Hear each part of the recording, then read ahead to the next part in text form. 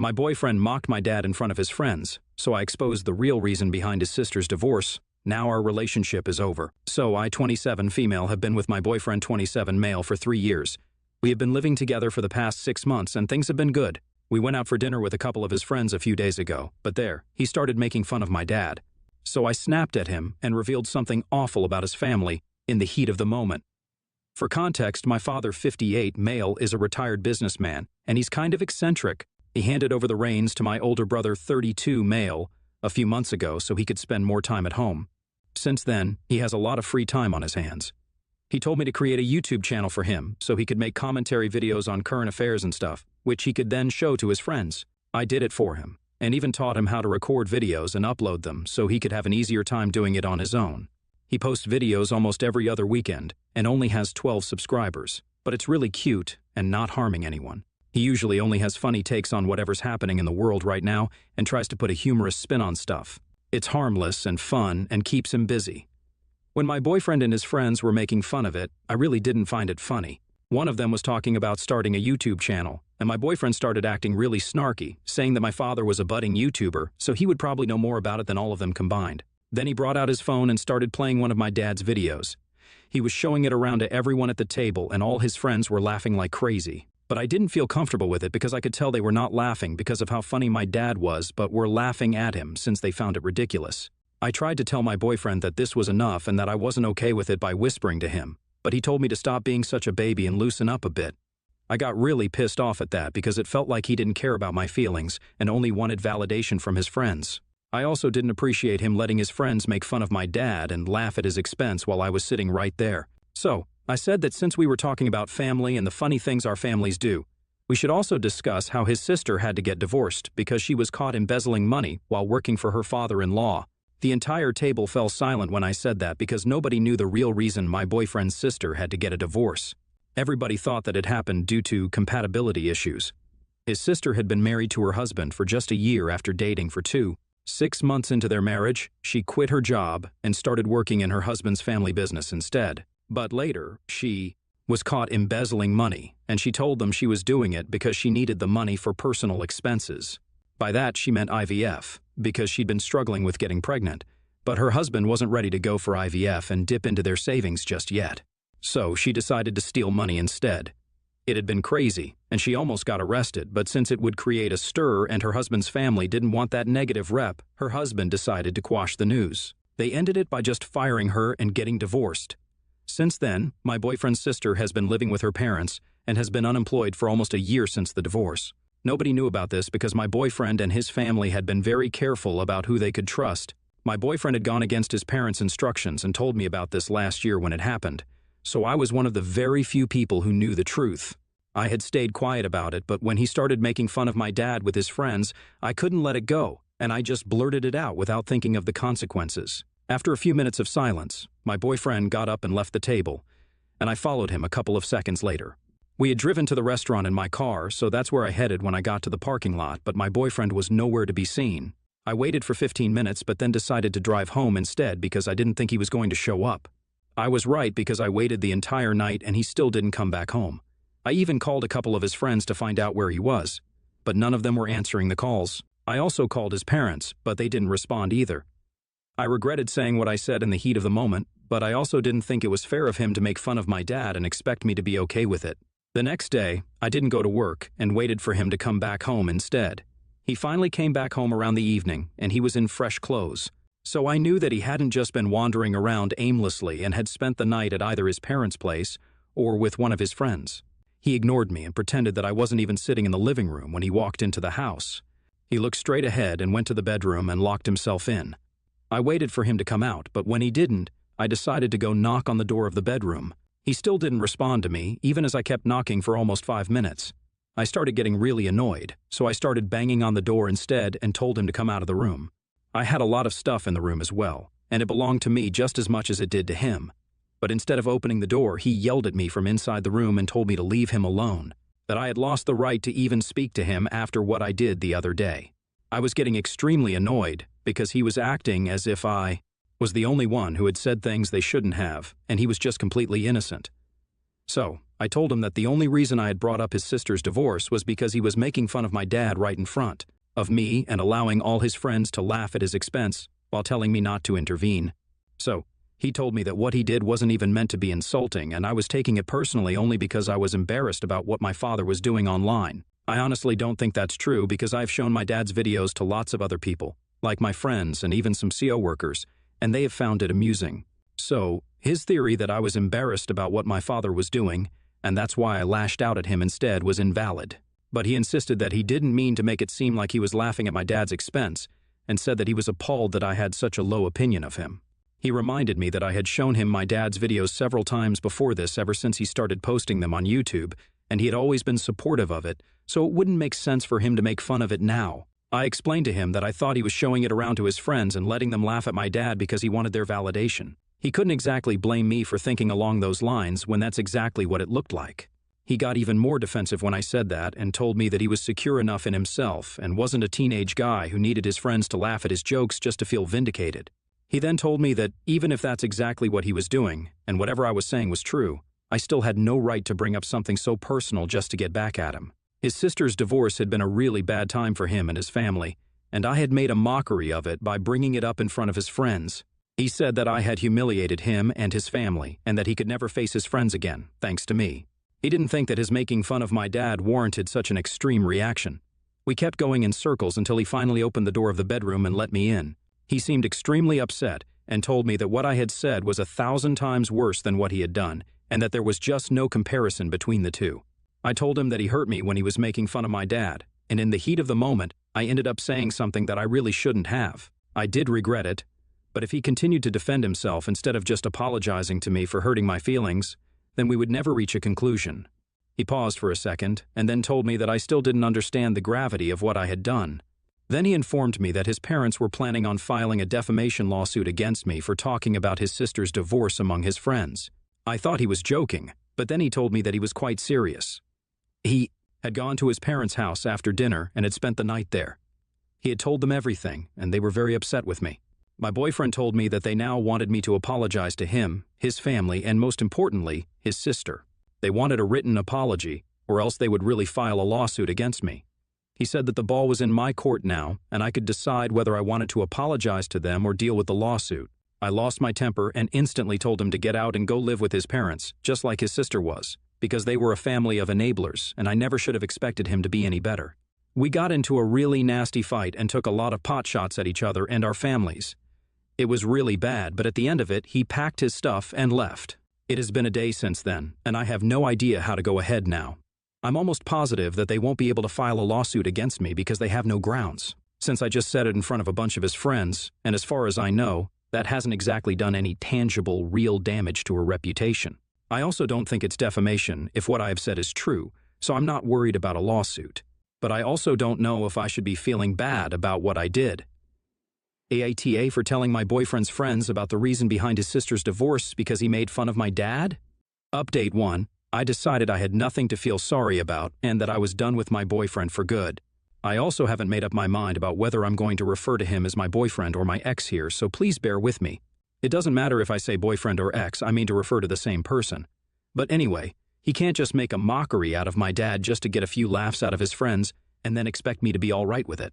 That stuff's not going to slide with me, and I'm actually pretty relieved that he left before I had to kick him out. This just means less of a hassle for me, since the trash took itself out. Also, a lot of you had asked me the name of my dad's channel, and as much as I would love to tell you guys, I can't because that would end up revealing my identity. I do hope you guys come across his channel organically at some point, but I'm afraid I can't exactly share it with you guys, and I'm really sorry about that. I told my father about this incident a few days ago since it's been 5 days since my boyfriend left, and my dad seemed a little hurt because he liked my boyfriend, and they used to really get along. I didn't intend on sharing it with him because I didn't want to hurt him, but they were having lunch together, and he could tell that I was upset about something, so he kept asking me until I finally told him the truth. He tried his best to brush it off and act like it didn't bother him, but I knew him just as well as he knew me, so I could tell that it got to him, that my boyfriend had been sitting around with his friends making fun of him. I told him that I broke up with him over it. I skipped the part about me bringing up his sister's divorce to get back at him because I knew that my dad would not like that. He's a very passive guy who doesn't like getting into fights and has raised me to be the same way, so he wouldn't like the fact that I dealt such a low blow to my boyfriend, even if it was for his sake. I haven't heard back from my ex yet, and there has been no lawsuit so far. I'm guessing that was just a bluff to get me to apologize, which didn't work because I'm not scared of them. I know he's going to be back because there's still a lot of stuff that he left in my house, and he will have to come back and get it. I just hope that it happens soon because I want to forget about him altogether. It's not going to be easy because we had been together for a really long time, but it's over now, and there's no going back from what happened. Update 2. This morning, my ex texted me before work and told me that he would come by in the evening to pick up whatever he had left behind. This was the first text I'd received from him after our breakup, and it's been almost 2 weeks since that took place. All his friends have blocked me on social media, and so has his sister. I've got to say, I did see that coming, and I'm not surprised. He's the only one who hasn't removed me yet, but I think after today, he might too. I texted back that I would be home at 6 because I had to work overtime today, and we decided that he would come by at 7:00, collect his things, and then leave. I was a nervous wreck once I got back home from work, and the waiting was the worst part because I had nothing to do and my brain was in overdrive. I was dreading seeing him because it had been quite a while since we broke up, and I had been avoiding even looking at his picture since then. I wish I could say that I've moved on completely, but I haven't, and I still find myself missing him despite myself. So, before he came by, I had a few glasses of wine to calm my nerves and not act like a nervous mess. When he finally came around, I left the bottle out on the coffee table, which turned out to be a mistake because when he came by and I opened the door to let him in, the first thing he noticed was the bottle of wine and gave me a weird look. I wanted to explain to him that I hadn't turned into an alcoholic because I was missing him, but I didn't say anything because I didn't want to make it weirder than it already was. We didn't say anything to each other, and he just headed towards our room and started packing quietly. I decided to sit on the couch and stick to scrolling on my phone because I didn't know what to do with myself while he was there. After about 20 minutes, when he was done packing, he came back out into the living room and told me that he was leaving. I didn't know what to say, so I just nodded and went back to my phone. He asked me if I had nothing to say to him because this was probably going to be the last time that we saw each other. Truth be told, I had so much to say to him, but I didn't even know if it was worth it, and that's what I told him. He just sighed and said that he had talked his parents out of filing a lawsuit against me because he still loved me, and then waited for me to react to that. If I'm being really honest, I don't think I loved him anymore, not as much as I used to. But I couldn't say that to his face because it would be just incredibly hurtful. So instead, I told him that I also would have loved to make things work. But after the last fight that we had, I couldn't bring myself to even consider continuing the relationship because he had been really disrespectful towards my father. And the worst part was that he didn't even see anything wrong with it. He tried to argue and defend himself again, but I interrupted him and stopped him before he could say anything since I didn't want to get into it once again. I knew that it would just lead nowhere and we would end up fighting again. I wanted things to end on a good note, so I told him the arguing would be a waste of time. He didn't say anything and told me that he would be waiting for my call in case I changed my mind. But I don't think that I will change my mind. I do miss him, and I wish we could get back together and make things work, but there are certain things that are just too difficult for me to work past. And insulting my father and then threatening to file a lawsuit against me were just a couple of things I couldn't get over so easily. So no, I don't think I'll call him, and it's going to break both our hearts, but it's for the best. I sincerely hope that he blocks me and moves on. That might make everything a tad bit easier for both of us. Update 3. It has been 3 weeks since my ex last visited to grab his things from my house, and yesterday, I ran into a friend of his at the mall. This guy had been present at the dinner party on the day when the incident took place, and I half expected him to run the other way when he saw me since he also blocked me on social media. But, to my surprise, he started walking right towards me instead and came up to me to talk. I hadn't been expecting that, so I was caught off guard. He greeted me and told me that he wanted to talk to me about what happened on the day of the party. I didn't know what this guy could possibly want to talk to me about since the damage had already been done, and it's not like they had any direct involvement in the incident. So I told him to go on, and I was quite shocked when he apologized to me for laughing at my dad's videos. I hadn't seen that coming at all, and it took me a few seconds to realize that this guy was actually apologizing, something that not even my ex had done, even though it was his fault. It took me a few seconds to process it, but then I told him that I forgave him and that I didn't really hold this against them because they were not my boyfriend. They didn't owe it to me to be nice.